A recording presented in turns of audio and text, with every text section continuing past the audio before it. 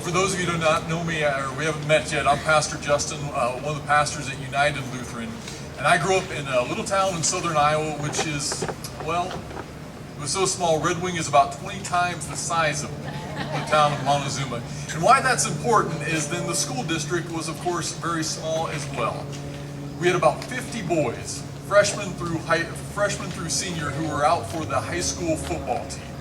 Of those 50 boys my freshman year, and I don't want to sound like I'm bragging, but it's true, I was the fourth string quarterback. Some of you are laughing, but the fourth string quarterback, he's an important player because if something happens to the first stringer, and then the second stringer, and the third stringer, and the coach can't find anybody in the crowd, then the fourth stringer gets to play. I found this to be, I enjoyed playing football. At the time, my freshman year, I was about a quarter of an inch shorter than I am now and about 90 pounds lighter. So I basically looked like a toothpick with a helmet and cleats. And why that is important is I didn't actually dress for the football games. I did the practice, but I didn't dress for the varsity games until one magical Tuesday.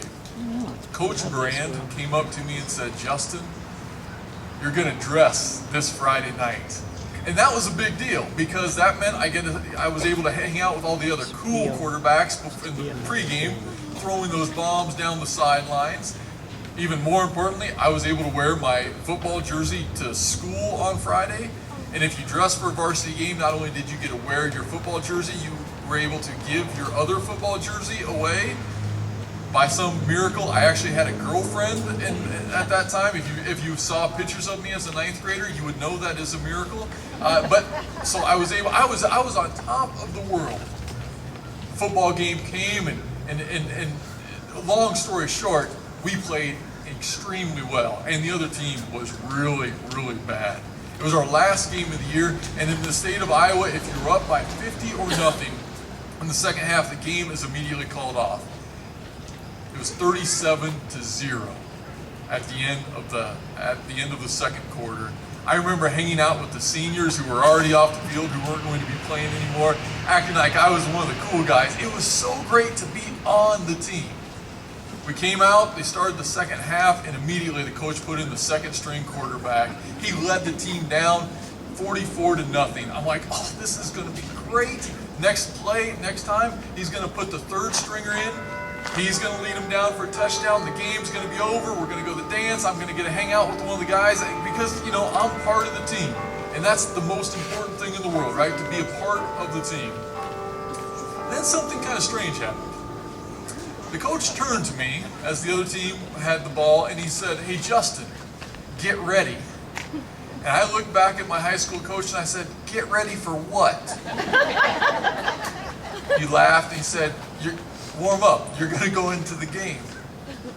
And I thought, why in the world would I go into the game? Because 90 pounds less of me football field was no place for a guy like me. And especially, the other team was really slow, but they were still big. And I was even slower. So I ran back, and if you know football, I reached into the bag and I grabbed the first ball I could find. It was a punter's ball, one of those oblong balls. I got ready to throw it. I threw it on the sideline over poor Steve Smith's head, the receiver. It went down, it hit a cheerleader who happened to be my cousin. Steve goes back down to pick up the ball. He starts talking to my cousin, the cheerleader. All of a sudden I realize the other team's punting and my coach is saying, "Justin, let's go, you're in the game, one throw." That's all I had to warm up. I go into the game and I swear, as I double tight, I left 53. I still remember the play. And as I ran onto the field, I remember hearing my mother weep in the sidelines. I heard the ambulance start up. When I looked across, I saw this middle linebacker, this big guy, sweaty face, mean looking, and I thought, I don't want to be. I like being on the team, but I don't want to be in the game. I'm not the first person. 2,000 years ago, there were a bunch of people who liked being on the team, but they had no desire to play the game. It was the army of the Hebrew people. They had marched out under King Saul, and they were going to battle the Philistines. They were all lined up, ready to battle, and if you think wearing a football jersey makes you look cool, you should have seen these guys. Big spears, swords, shields. I mean, helmets. They looked the part. Before they were ready to go to battle, there was this tradition that goes back thousands of years that the army would each send out one of their greatest warriors. And the Hebrew people were all standing there, shoulders back, looking pretty cool, until they saw the Philistine, the giant named Goliath. And when he walked onto the field, all of these Hebrew soldiers who were fighting for King Saul began to look at one another. They were on the team, but they had no desire to step onto the field. They had no desire to be a part of the game.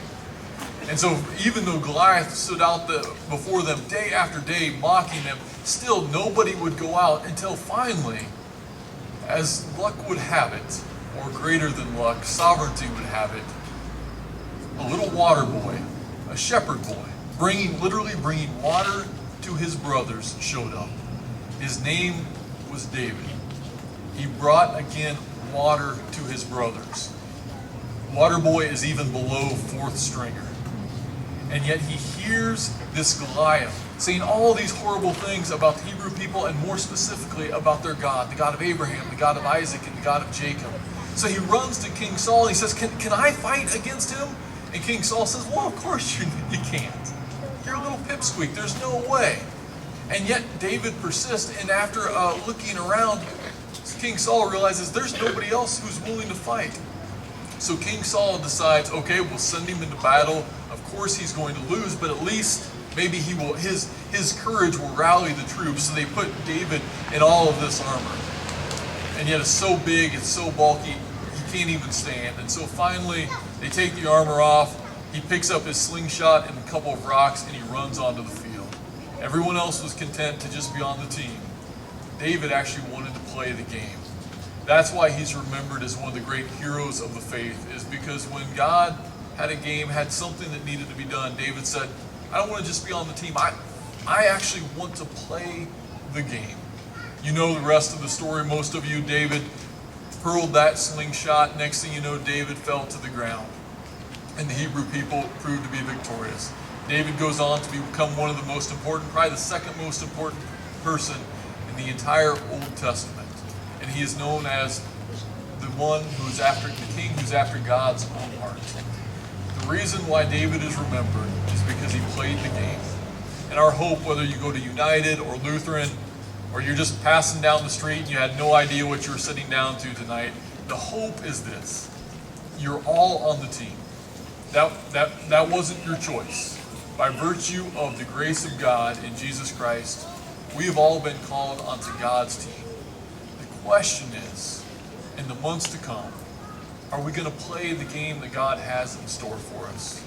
You all have people at work, or people at school, or people in your daily lives, family or friends, who do not know the love of God in Jesus Christ. And the question is, will we sit back on the sideline, or will we get into the game and show them that love? It's a question only you can answer.